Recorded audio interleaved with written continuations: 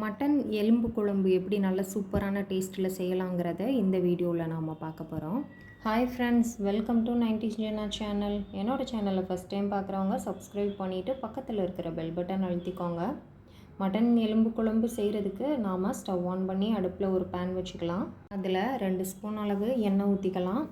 எண்ணெய் சூடானதும் ஒரு 20 போல் சின்ன வெங்காயம் தோல் நீக்கிட்டு எடுத்து வச்சுருக்கேன், அதை சேர்த்துக்கலாம். வெங்காயத்தை லைட்டாக எண்ணெயோடு கலந்து விட்டுட்டு இதுக்கு தேவையான அளவு இஞ்சி சேர்த்துக்கலாம். நான் இப்போது இந்த அளவு 2 துண்டு இஞ்சி சேர்த்துருக்கேன். ஒரு 6 பல் பூண்டு சேர்த்துக்கலாம். பெரிய பல் பூண்டாக ஒரு 6 பல் பூண்டு சேர்த்துருக்கேன். இது கூடவே ஒரு 10-15 போல் கருவேப்பிலை இலைகள் சேர்த்துக்கலாம். சேர்த்துட்டு இதை எல்லாத்தையும் கொஞ்சம் நல்லா வதக்கிக்கலாம். ரொம்ப நேரம் எல்லாத்தையும் நல்லா கலர் சேஞ்ச் ஆகிற அளவு வதக்கணும்னு கிடையாது, கொஞ்சம் லைட்டாக மட்டும் வதக்கினா போதும். லைட்டாக கலர் சேஞ்ச் ஆகிருக்கு. இந்த அளவு வதக்கினதுக்கப்புறமா ஒரு சின்ன பீஸ் கல்பாசி சேர்த்துக்கலாம். ஒரு சின்ன துண்டு பட்டை, ஒரு ஏலக்காய், ஒரு கிராம்பு, ஒரு அன்னாசி பூவில் ஒரே ஒரு இதழ் மட்டும் சேர்த்துக்கலாம். முழுசாக சேர்த்துடக்கூடாது, ஒரே ஒரு சின்ன இதழ் மட்டும் சேர்த்துக்கலாம். இப்போ இதில் 1/2 ஸ்பூன் அளவு சீரகம், ஒரு 15 போல் மிளகு, ஒரு 3/4 ஸ்பூன் அளவு சோம்பு, ஒரு 1/2 ஸ்பூன் அளவு கசகசா, இது எல்லாத்தையும் சேர்த்துட்டு எல்லாத்தையும் நல்லா வதக்கிக்கலாம். மிதமான தீயிலேயே இந்த பொருட்கள் எதுவும் தேஞ்சிடாமல் நல்லா வதக்குனதுக்கப்புறமா இதில் 2 சில்லு அளவு தேங்காய் எடுத்து அதை சின்ன சின்னதாக கட் பண்ணிவிட்டு சேர்த்துக்கலாம்.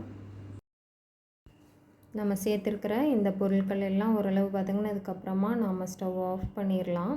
அந்த சூட்லேயே கட் பண்ணிவிட்டு வந்த தேங்காவை சேர்த்தா போதும். இப்போ இது நல்லா ஆறட்டும்.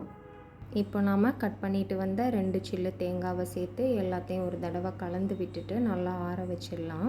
இது நல்லா ஆறினதுக்கப்புறமா மிக்ஸி ஜாரில் சேர்த்து ஃபஸ்ட்டு தண்ணி இல்லாமல் அரைச்சிட்டு அதுக்கப்புறம் தேவையான அளவு தண்ணி சேர்த்து நல்லா மையாக அரைச்சி வச்சுக்கலாம். இப்போ நாம் குழம்பு செய்கிறதுக்கு ஸ்டவ் ஆன் பண்ணி அடுப்பில் ஒரு குக்கர் வச்சுக்கலாம். இப்போ இதில் 2 ஸ்பூன் அளவு எண்ணெய் ஊற்றிக்கலாம்.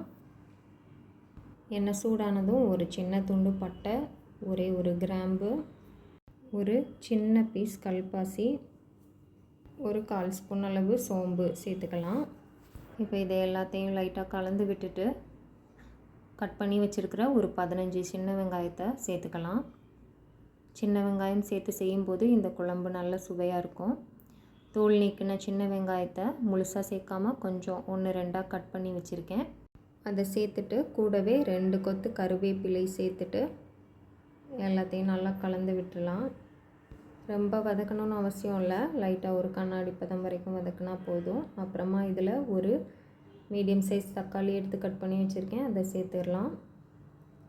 ஒரே ஒரு தக்காளி சேர்த்தா போதும். இந்த குழம்புக்கு ரொம்ப தக்காளி சேர்க்கணுன்னு அவசியம் இல்லை. சேர்த்துட்டு தக்காளியையும் ஒரு நிமிஷத்துக்கு மட்டும் வதக்கிக்கலாம். தக்காளியும் ரொம்ப மசிய வதங்கணும்னு அவசியம் இல்லை. இந்த அளவு வதங்கினதுக்கப்புறமா நாம் எடுத்து வச்சுருக்கிற எலும்பு கறியை சேர்த்துக்கலாம். இந்த எலும்பு கறி, நெஞ்சு கறி எல்லாமே சேர்ந்துருக்கு. இது ஒரு 1/4 கிலோ அளவு நான் எலும்பு கறி எடுத்திருக்கேன். நல்லா கழுவி எடுத்து வச்சுருக்கேன். இப்போ இதையும் உள்ளே சேர்த்துடலாம். இப்போ இதில் கூடவே ஒரு 1/2 ஸ்பூன் அளவு மஞ்சள் தூள் சேர்த்துக்கலாம். சேர்த்துட்டு இப்போ எல்லாம் மிக்ஸ் ஆகிற அளவு நல்லா கலந்துக்கலாம். எலும்பு கறி கொஞ்சம் கலர் சேஞ்ச் ஆகி வரும், அது வரைக்கும் வதக்கிக்கலாம்.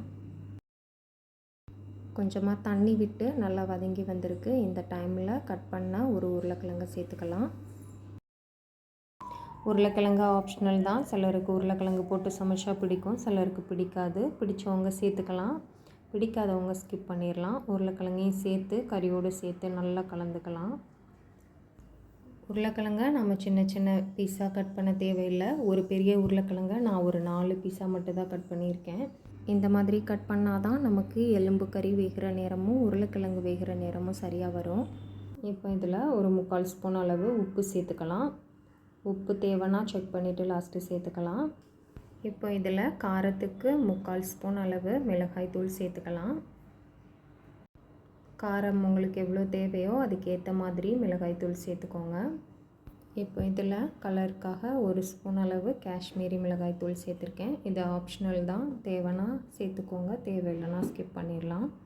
ஒரு 2 ஸ்பூன் அளவு மல்லித்தூள் சேர்த்துக்கலாம். 2 ஸ்பூன் ஃபுல்லாக மல்லித்தூள் சேர்த்துக்கோங்க. இப்போது நம்ம சேர்த்துருக்க மசாலா எல்லாம் நல்லா மிக்ஸ் ஆகிற அளவு ஒரு தடவை நல்லா கலந்துக்கலாம். எல்லாத்தையும் நல்லா கலந்து விட்டதுக்கப்புறமா நாம் அரைச்சி எடுத்து வச்சுருக்கிற மசாலா பேஸ்ட்டை உள்ளே சேர்த்துக்கலாம். இப்போ பாருங்கள், நாம் அரைச்சி வச்ச மசாலா பேஸ்ட் இந்த மாதிரி இருக்குது. அதை எல்லாத்தையும் உள்ளே சேர்த்துக்கலாம். அப்புறமா அதை எல்லாத்தையும் நல்லா சேர்த்து கலந்து விட்டுடலாம். எல்லாத்தையும் நல்லா மிக்ஸ் பண்ணி கலந்து விட்டதுக்கப்புறமா இதில் தேவையான அளவு தண்ணி சேர்த்துக்கலாம். தண்ணி கொஞ்சம் நிறைய சேர்த்து இந்த குழம்பு நல்லா தண்ணியாக செஞ்சோன்னாலும் நல்லாயிருக்கும். இல்லை திக்காக வேணும்னு நினச்சா கூட தண்ணி கொஞ்சம் குறைச்சி சேர்த்துக்கலாம். இப்போ எல்லாத்தையும் நல்லா கலந்து விட்டாச்சு. இப்போ தேவையான அளவு தண்ணி சேர்த்துக்கலாம்.